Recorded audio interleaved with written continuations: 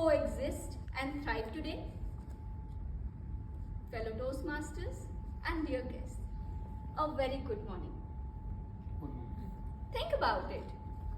Traditionally, the version of capitalism that we've been exposed to has been all about fierce competition, lofty goals, the ever-changing metrics that we keep changing. To me personally, business has always been about that professionalism, the rigor, and the metrics, of course.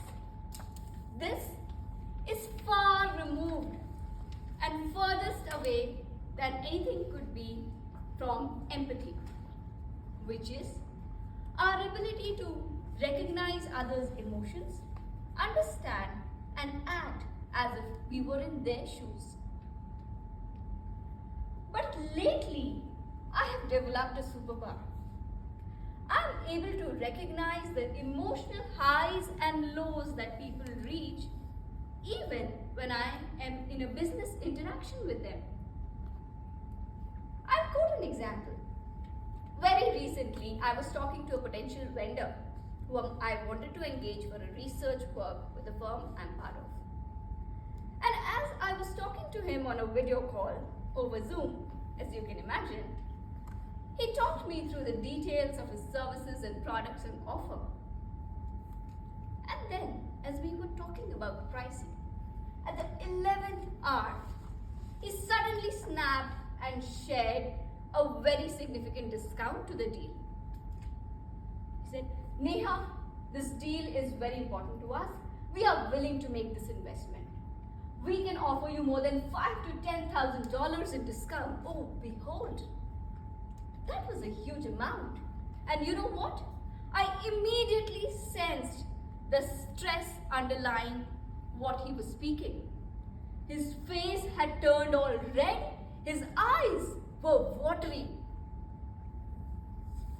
I took a step back and recognized that this person, the sales executive I was talking to, so staunch, courageous and bold, seemed to be just like any other struggling human being. Maybe like you and me. We all face our work struggles. The competition, the constant stress of where the inflation may be headed next, and the incessant trouble to manage our nerve-wracking schedules. Does it sound familiar, folks? Anyone experienced anything similar? I see some nods. I for sure did.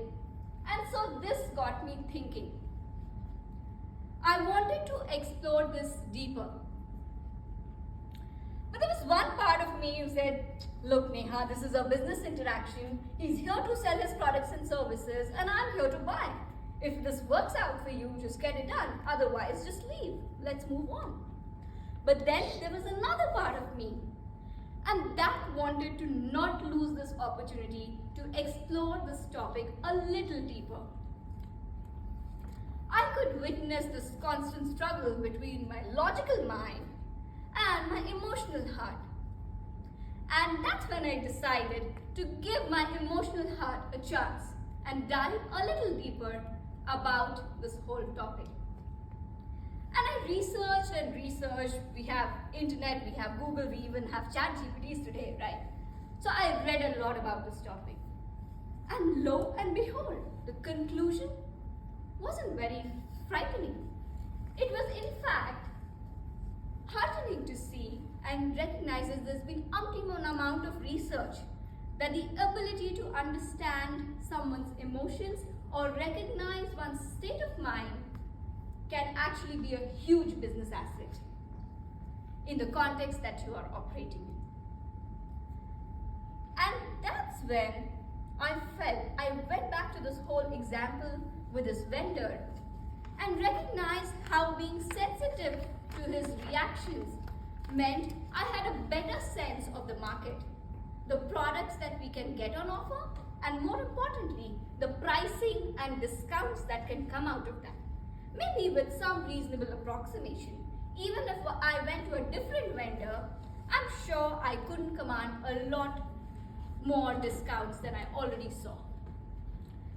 And that was a very valuable piece of information for my decision making process. But what it also taught me is to humanize my interaction. Interactions in future, interactions that I just had. And to see people beyond their job titles. Right? We are all humans at the end of the day. And in fact, if I just take this example, I'm delivering the speech here today. If I am not sensitive to the non-verbal cues that I get from you, it's going to be a disaster. It's going to be a disaster because you decide to spend your 5 to 7 minutes collectively to listen to my speech. And if I don't make it relevant to you, well, I've lost a valuable opportunity to create a wonderful experience for my audience. But that's in the short term. In the longer term, if I do a good job now of recognizing those cues, it will mean that you'll look forward to my speeches hopefully next time, listen with more rapt attention. And with that, I may be able to command a better ability to nudge you into certain actions or thought processes if that were my business objective. And so with that in mind, I felt we should all think about how to be more productive here, right? And this is no rocket science, my dear friends. As humans, we are just designed to be very conscious and cognizant of the environment around us. That's how we've survived for eons and zillions of years in the past as a species. So how can we do this? It requires us to exercise our empathy muscles from time and again.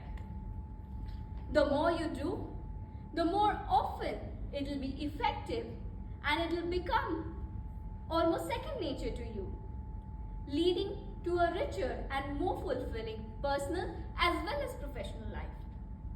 The question is how? Let me give you 3 very simple takeaways to exercise your empathy muscles. Number 1, just be observant. Try to take note of the cues in your environment, of the people that you're communicating with.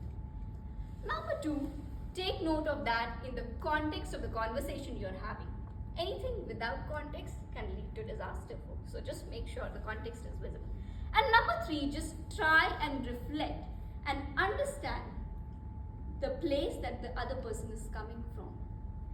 It's the mindset that you approach that conversation with is going to make a world of a difference and hopefully lead to a richer and more fulfilling life for all of us. Thank you.